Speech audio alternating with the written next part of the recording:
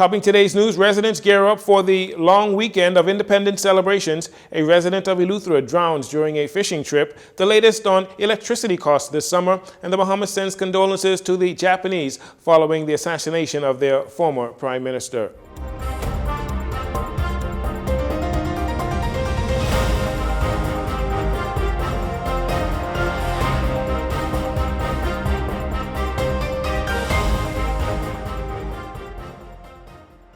Good evening, Bahamas. I'm Jarino Saunders. This is your JCN Evening News. Thanks for joining us.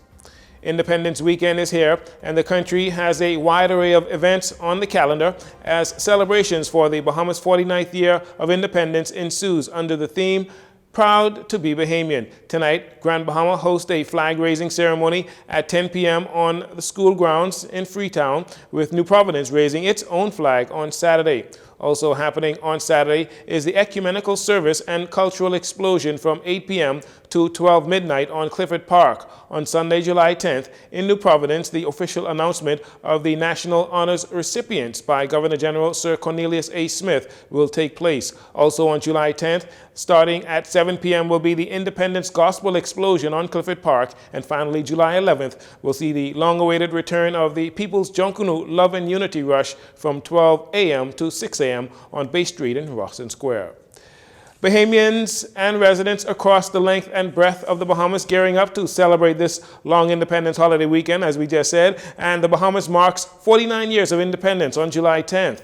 From a flag-raising ceremony on Grand Bahama tonight to the People's Rush early Monday morning, Bahamians are looking forward to what's to come, even as we get on the road to Golden Jubilee. Our Destiny Johnson has more on how Bahamians will celebrate this weekend and what improvements they would look forward to seeing in the country. This year, unlike the past 2 years that saw the country sheltering because of the COVID-19 pandemic, Bahamians and residents across the country are planning to take part in an array of celebrations to mark Independence Day. Ahead of the Bahamas' 49th year of independence this coming Sunday, Bahamians young and old are gearing up for the celebrations and festivities. But what does July 10th really mean? We spoke with Ruby Ann Darling, the first Bahamian woman to register to vote in the Bahamas. She recalls the country's first Independence Day as she expresses her excitement for the upcoming holiday. Of course I'm excited when I look back and to see where we've come from. The taskmasters and the rigidness of our colonialism and coming into majority rule, and then within 7 years the flag of the Union Jack came down, and the aquamarine and yellow, gold, and black went up, and we were a proud people. We were really proud. The time was exciting, and each ensuing year brings more and more excitement with it, because we have achieved much as a people, both male and female, men and women, and we're doing well. God has truly blessed us. Even as the country prepares to get on the road to the Golden Jubilee, 50 years of independence come July 10, 2023, Reverend Dr. Philip Ramming, composer of the Bahamas' Pledge of Allegiance and the song God Bless Our Sunny Clime, urging Bahamians to not lose sight of the Christian values of our country. I would like for us to become a little mature and recognize that even though our parents told us manners make it man, and that meant the master meant God, stick with him and you move. But all along we were told money does it, and money still does it. Now God has brought us out of the depth, and we can look around and see it is manners that brought us up where we are, and that's a trust in God. And if we keep that steadiness in that trust, we will keep on moving as a people. But if you drop the trust and go for the silver and the gold, you're going to lose it. Meantime, Bahamians getting ready for independence, expressing their Bahamian pride and how excited they are to be celebrating during this holiday weekend. Independence coming up in the next couple of days, you know what I mean? I like what I see in terms of the whole Gombe Festival celebration and the consciousness. It's glad to have it back. The pandemic, I was like, oh my God, the past 2 years I haven't experienced Junkanoo, and I'm like, God, I need to hear some drums as a Bahamian. Man, I need fish fry, conch salad, conch fritters, and Bahamian music and drums. That's what I need. I need to see the colors because that's us as Bahamian. That's me. I might as well tell you so. I could get that and this independence, I good, I fine. Well, what I'm doing is I'm celebrating it because we have been locked down last year during COVID, and just 49 Independence Day was coming up now. It's going to be awesome because now people are coming out now. They can actually move around and do things that they couldn't do during COVID-19. So now, as we getting ready to celebrate this big birthday bash, 49 Independence Day, I feel amazing because I'm a truly Bahamian and I love my country, and there's nothing else we can do but celebrate it, baby. Others calling for more change in the country, coming into our independence and the milestone of 50 years in 2023. But I'm super proud of the Bahamas for making it 49 years. I feel like we've been in the 40s for a while. So I'm excited to get to the 50 and see what comes with that. But at the same time, wanting to see more change, not just in celebrations, but in law and policy and stuff that makes it livable in this country. Because what's the point of celebrating independence if we're struggling, you know? So, yeah. I feel that us entering into the 50th anniversary as a nation, we're very young. Okay, we are. I think when it comes to global consciousness, I think that we need to put a lot of things in place as it relates to the young people, particularly the young men. We could have been gone with those with COVID, but he allowed us to be here. So I'm going to be thankful for it. I'm wearing my Bahamian flag with pride. Like you said, I'm proud to be a Bahamian. So peace out, this is Rocks. All in all, Bahamians are excited to be able to celebrate their independence after 2 years of not doing so due to the COVID-19 pandemic. For JCN News, I'm Destiny Johnson. Thanks, Destiny. As the nation settles in for a long holiday weekend, there is sad news coming out of Wims's Bight, South Eleuthera, as a fishing trip turns deadly. Unconfirmed reports are that 2 men embarked on a fishing trip earlier in the week when their 12-foot Boston whaler capsized. One of the men survived after spending the night clinging to the capsized vessel, and they were hoping to be rescued. Unfortunately, the second man did not survive. Early Friday, residents from the community conducted a search and discovered the men and the capsized boat. They rescued the lone survivor, and the deceased was brought back to shore while towing the capsized vessel to shore as well. Up to press time, there were no official police reports on the drowning incident, and there was no official identification of the man believed to be in his 30s to early 40s. The Bahamas offering condolences to the family, the government, and people of Japan following the assassination of former Prime Minister Shinzo Abe. Foreign Affairs Minister Fred Mitchell, in a statement this morning, says it is with deep regret and sadness that the Bahamas learned of the assassination of the former Prime Minister, calling it a dastardly act. Mr. Abe, 67, was shot twice from behind, one of the bullets piercing the neck, while he was giving a campaign speech for a candidate in southern Japan. He died at a Nara Medical University Hospital, Japan, just 5 hours later. A 41-year-old suspected of the shooting used a homemade handgun to kill the former prime minister. Local media reporting him to be a former member of Japan's maritime self-defense, the country's equivalent to a navy. He is in police custody. Minister Mitchell says the Bahamas pays tribute to Mr. Abe on his untimely passing in these shocking circumstances, adding that a diplomatic note will be advanced expressing the Bahamas' formal condolences. The government will have to afford a subvention to the Bahamas Power and Light Company to avoid raising the cost of electricity on Bahamians. Minister of Works and Utilities Alfred Sayers says the global disruption in the fuel supply due to the conflict in Ukraine and the subsequent sanctions on Russia were events that could not be foreseen when the power company's hedging contracts were agreed upon. Minister Sears' comments was a response when asked about BPL CEO Siobhan Cambridge's comments that the company will increase fuel surcharges in the coming months. The last contract will expire in 2024. So while we still have a hedge, it does not cover the full scope of the increases that have occurred. And whenever you have a situation like this, and the Prime Minister has made it very clear that the government has a commitment in law under the Electricity Act, as well as the clear policy of the government, is whatever happens to protect the vulnerable segments of the Bahamian society.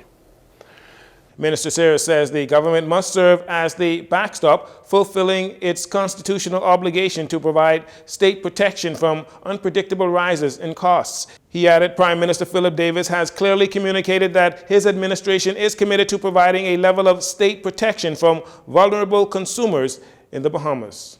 I can tell you that we're working very aggressively to see how we can limit our dependence on fossil fuel and incorporate renewable sources of energy in the power generation, and ask that we all, not just the government, but all of us really have to conserve and take every reasonable measure that we each can, as patriotic citizens of this country, to conserve. Minister Sears also revealing the government spends over $1 billion importing fuel into the Bahamas, reiterating the government's goal of 30% renewable energy by 2030. He adds that a number of companies have expressed interest in working with the Bahamas in diversifying and improving power distribution infrastructure. Mr. Sears says the government conditions have been sent out to some of the companies who have reached out in this regard. It was day 2 of distribution on the new license plates for taxi cab drivers in the industry. Taxi cab drivers for some time were previously leasing plates. Road Traffic Acting Controller Bertram Boleg says the 2-day process was a smooth one. However, he noted that there were people who presented themselves wanting to obtain a plate but did not meet the necessary requirements. We have persons who we call them drivers. That's a different category. Drivers are those who have, if I own a vehicle on a plate and I hire you to drive, they are in the driving category. We have other category where you have third party, they call it third party leasing, where I have a vehicle, I then lease a plate from someone else, and then someone else drives the car. So that's like, they call that's a three-dimensional situation. So they're the situation we find out. Then you have some persons who are just new. They are just trying to get into the public service industry, and they're also here. But we're not dealing with those. The only category we're dealing with are the category A, which are you have a vehicle and you have a plate on it that you are leasing. All other rest of categories, we take in their names, their numbers, and all that stuff, and then we'll deal with them on a database. As for people who may have more than one vehicle and have hopes of acquiring another plate, Mr. Boleg says this exercise is only for those receiving their first plate. Just once you get to the second table, they go in the system, and then we check your name to see if you own a plate or what plate you register under. So that will eliminate you from getting another plate right now, because we are trying to get the persons their first plate. Persons who have extra plates, or because you have some persons who have more than one, or who are leasing more than one. But once you get one, we can get you out of one of the leasing. That's what we're trying to do. We're not trying to give you another plate and then the next plate. And no. Our news team got a chance to speak with Stephen Rose, one of the many taxicab drivers who was grateful to receive his own plate after 18 years working in the industry. He says he no longer has to miss special events with his children due to not being able to take time off. Me now, I could go to my little kids, them like whenever they have like school programs. Now I could take time off to do that. If we have a family function, I could take time off to do that. When I was working for people, I couldn't take no time off. I didn't have, and actually I lost a lot of friends because I was always on the road, maybe 12 hours a day. And most of them guys who are inside there right now, they'd be on the road 14 hours a day, longer than me. But I just think that the government who's in power right now actually finally did the right thing. They was messing up at the beginning, like the beginning part of the year, they was really messing up. But now they sort of correct their problem. Correct the mistake they was making. Acting Controller Boleg says, as mandated by the Transport Minister, it is the department's objective to bring relief to as many people as they can. Between Thursday and Friday, according to Mr. Boleg, there was a sum total of 200 taxi plates distributed. With taxicab drivers now in progress of getting their own plates, President of the Bahamas Taxicab Union, Wesley Ferguson, while singing the praises of the government, says he, along with other taxicab drivers, are extremely happy for the rollout as it was a long time coming. Well, I was in the business about 30 years or more, and this has been a concern for more than 30 years. Okay, but when I came to office in October 2018. And if you remember, that was our mandate then when we forced the Minister, Renwick Welch, who at the time was the Minister of Transport, to lift the moratorium. But since then, the moratorium has been lifted and nothing has been done to alleviate the stress and strain of leasing from taxi drivers. Ferguson went on to explain the last set of plates were released in 1992, and as a result, everyone coming into the business had to lease a taxi plate. He said this is a great relief for drivers, especially now with the high fuel charges at the pumps. Ferguson says the union is also proposing a potential 30% increase in taxi fares. No, gasoline is extremely high, and taxi drivers do not have any special privileges to go to any gas station and get any special discount. So they burn the same amount, same gas as you do, pay the same prices at the food store or wherever they go, they pay the same prices. So for them to basically this is a necessity for taxi drivers to have fuel in their car to operate on a daily basis. So there's no cutting corners with that, all right? If fuel was $5 last month and now $10 this month, they still have to put in the same amount of fuel in their car to operate for the day. Only thing it costs them double. So we are waiting on the minister, and we are perceiving that she will get to us in a real short time to give us some decision on what the price raise is, so taxi drivers can have some relief, and some of them will basically have no other recourse but to fall in line instead of making up their own fares as they go. While in an interview with reporters, the Minister of Transport and Housing, Jobeth Kobe Davis, was asked to give an update on the status of the request made by taxicab drivers. She has this much to say. Nothing has been done further on the request. We have to continue to speak with Cabinet on some of the requests that came in, and they will direct me how best we can respond to the request. Kobe Davis went on to say that she is unable to give a timeline as to when the government will approve this increase, as she must be guided by members of the Cabinet having an input, some of whom would have served in the capacity of Minister of Transport before. She noted that Education Minister Glenys Hannah Martin has been a great support and that she would want to give a responsible answer. We'll take a break here, and we'll be right back after these commercials.